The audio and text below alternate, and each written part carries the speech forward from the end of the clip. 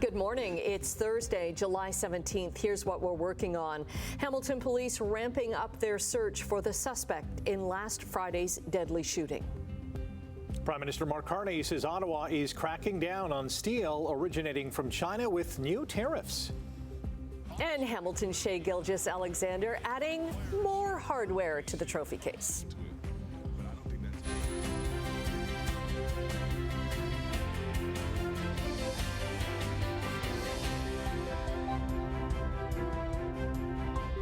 Thanks so much for joining us on what we hope is going to be the last few steamy hours.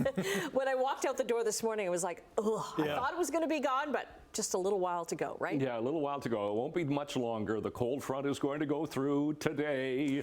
And and we'll notice the change tonight into the day tomorrow. Tomorrow's going to be much cooler. But yeah, you're right. It's a really sticky start for the day today. I mean, the temperature is 23 right now, 23.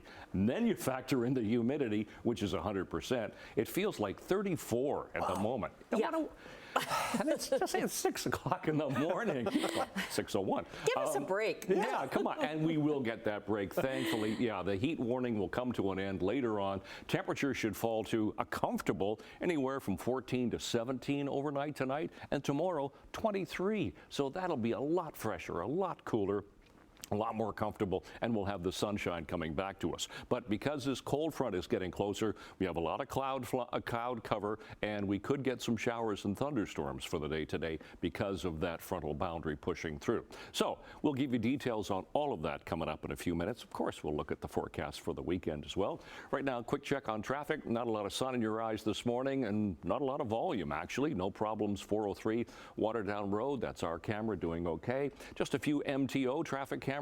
Check and see what's happening on the QEW, Centennial Parkway. Nope, nothing there.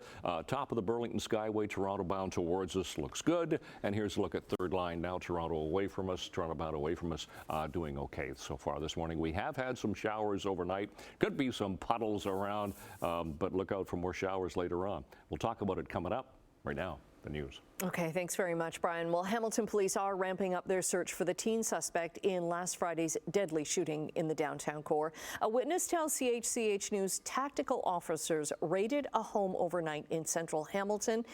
Tessa Bennett joins us now from the scene of the shooting, the corner of King and James, with the latest. Good morning, Tessa. Good morning. A witness who was at the scene tells us police completed a raid on a home believed to be connected to 17-year-old Mikhail Lavoie shortly after 1 a.m. Now, we did reach out to police about this, and they tell us they're not able to confirm details about this raid or provide any updates at this time, and it appears no arrests have been made yet. Now, last weekend, police received a special court order to identify the teen suspect, who is now wanted for second-degree murder and 2 counts of attempted murder. Police Chief Frank Bergen says the force has taken note of the apparent increase in youth violence recently. We have seen that spike in youth violence, and I'm not going to be the one that'll have the scientific data that suggests that coming out of COVID and seeing the isolation and how that's changing, I'm not going to equate it to a school resource officer issue, but it's a conversation we have to have. The one thing I'm disappointed about is we keep talking about, okay, let's have different levels of government revisit bail. We have rules of bail. We have actual criteria of bail, but what we don't have is an adherence to that understanding. 26-year-old Belinda Sarkodie was shot waiting for a bus here at King and James Streets last Friday. Sarkodie had immigrated to Canada from Ghana last year and was working in Hamilton. A vigil is being organized for her tomorrow evening in the same spot at 5 p.m. Now, as mentioned, we did reach out to police, and they responded to our inquiry saying the investigation is ongoing, and at this time they're not able to confirm those details about the raid. So for now, I'm going to send it back inside to you, Rick. Thank you, Tessa. Prime Minister Mark Carney brought some good news with him on a visit to Hamilton yesterday. The PM says Ottawa is cracking down on steel originating from China with new tariffs, and there are new measures to support steel workers and the industry. Carney toured Hamilton steel manufacturing company Walters Group and says the new 25% tariff will start at the end of the month, at a time when foreign competition and trade action from the U.S. are transforming the global steel market. He adds Canada will be one of the countries most impacted by steel industry changes due to our substantial exports and open market. Imports supply almost 2/3 of current Canadian consumption of steel, compared to less than 1/3 for the United States and less than 1/6 for the European Union. The Hamilton Chamber of Commerce welcomed the news, saying, quote, "These actions are critical to curbing unfair trade practices and protecting Hamilton steel producers from harmful trade diversion and global market distortions." A report, though, warns Canada is already in a recession and job losses could start piling up. In an updated forecast, Oxford Economics says Canada's plans to ramp up defense spending will help eventually lift the economy up later this year, but it says it's not going to be enough to pull Canada out of a downturn that it says started last quarter. Oxford Economics believes Canada could lose 140,000 jobs as sectors beyond those directly hurt by U.S. tariffs start to see layoffs. Prime Minister Mark Carney says dialogue is beginning between his government and First Nations chiefs opposing new laws meant to fast-track infrastructure projects. Carney, who will meet today with First Nations leaders, says the federal law known as Bill C-5 will enable consultation on what he calls nation-building projects. 9 Ontario First Nations want the court to declare Bill C-5 and a similar Ontario law known as Bill 5 unconstitutional. They're seeking an injunction that would prevent the governments from using some of the bill's most contentious aspects. The record is clear.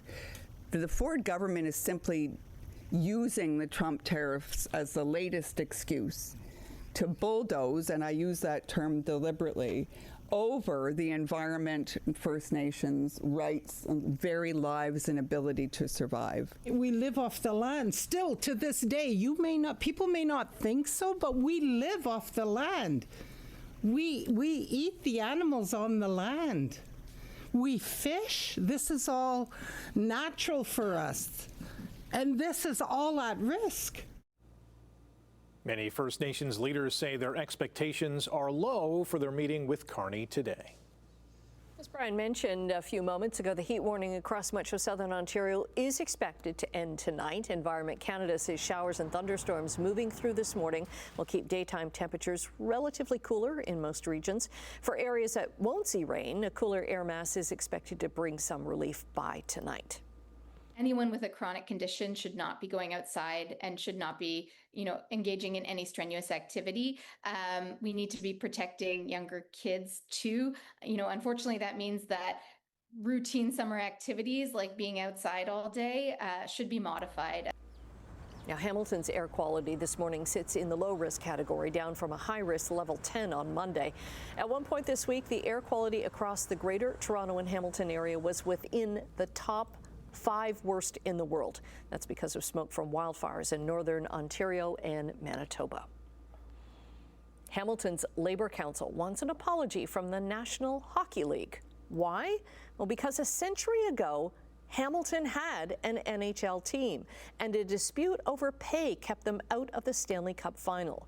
The Hamilton Tigers played in the city from 1920 to 1925. They were a first-place team in their final year, but the players went on strike after the NHL expanded the season but didn't increase their pay.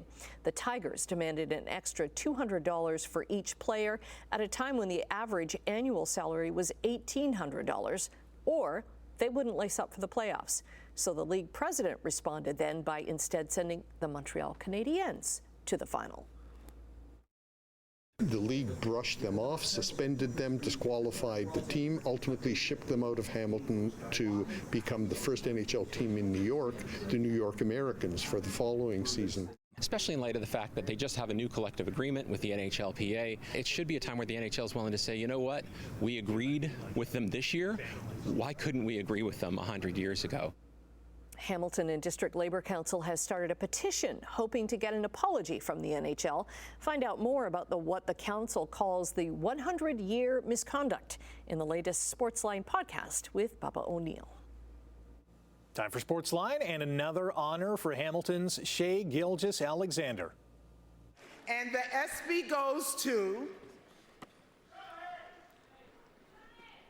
SGA, baby! The NBA Finals MVP won the Best Male Athlete Award at the ESPY Awards last night. SGA led Oklahoma City to its first championship last season and also won the NBA MVP award and the scoring title.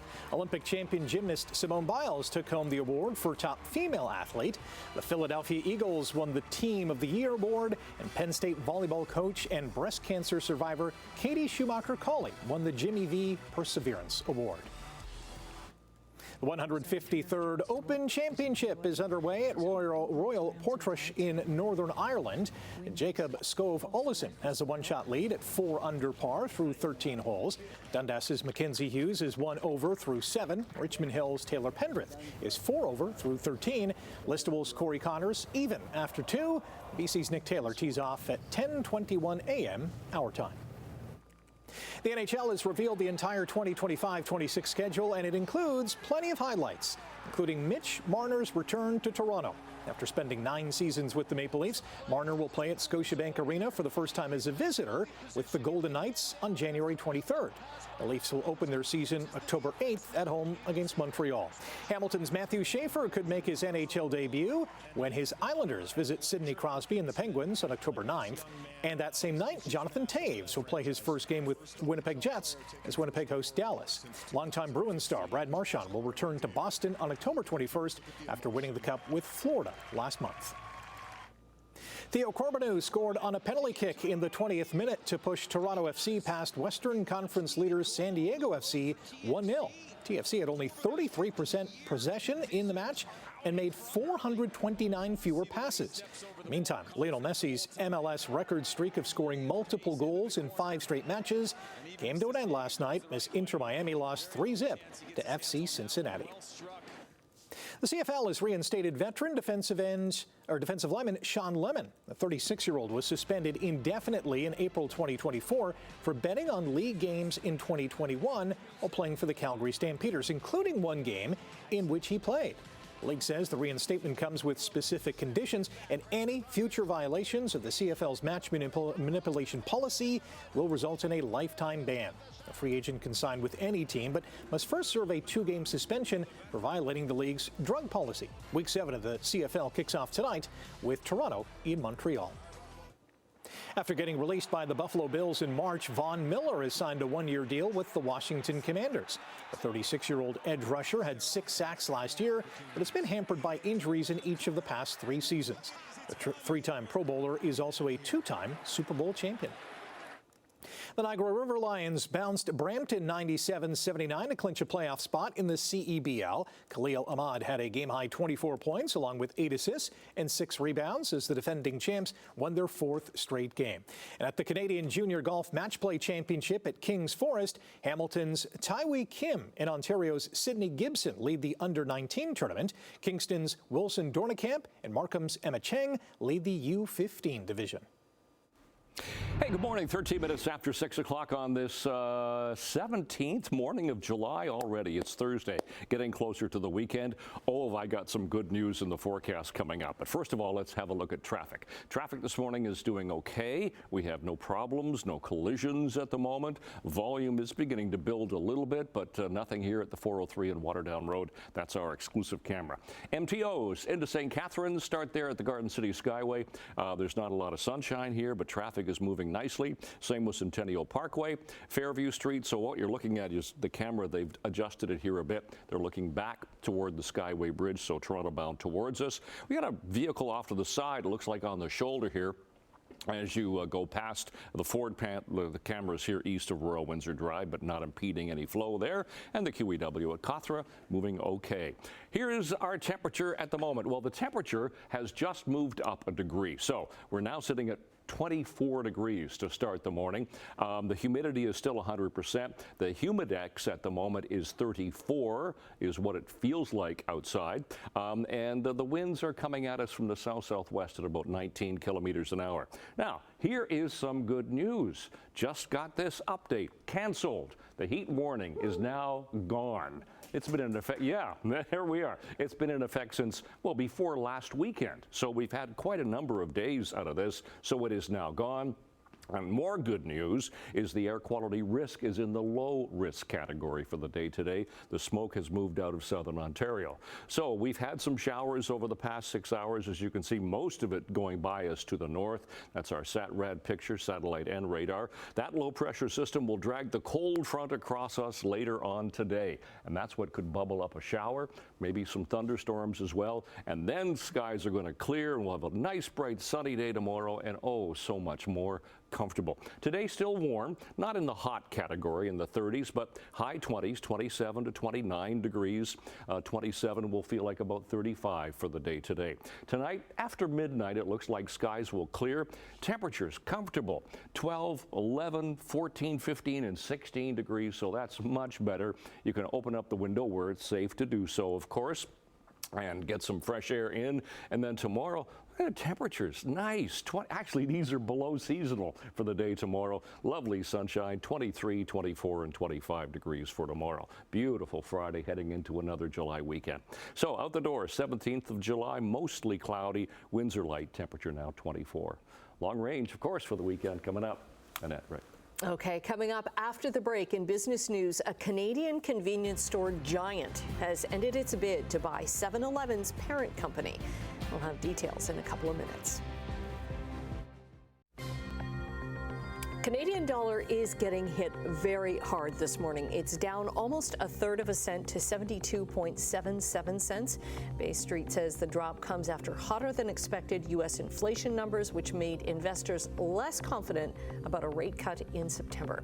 Now, gold is $23 an ounce lower.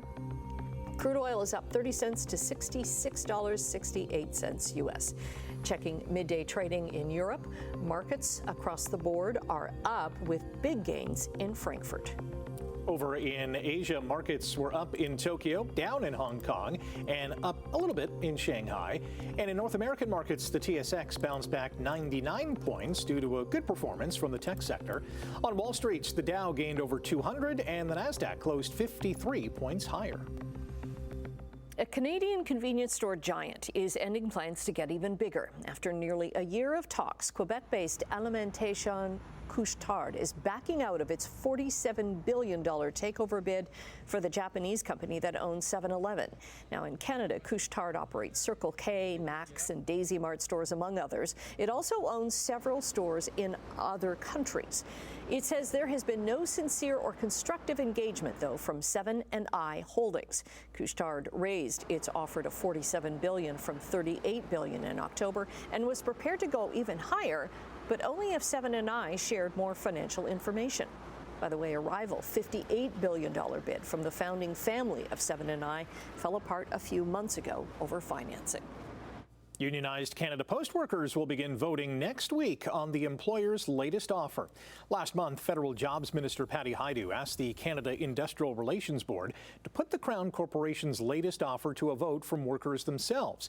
Canada Post has been at an impasse with the union and roughly 55,000 Postal Service workers for months. The vote is set to take place between July 21st and August 1st.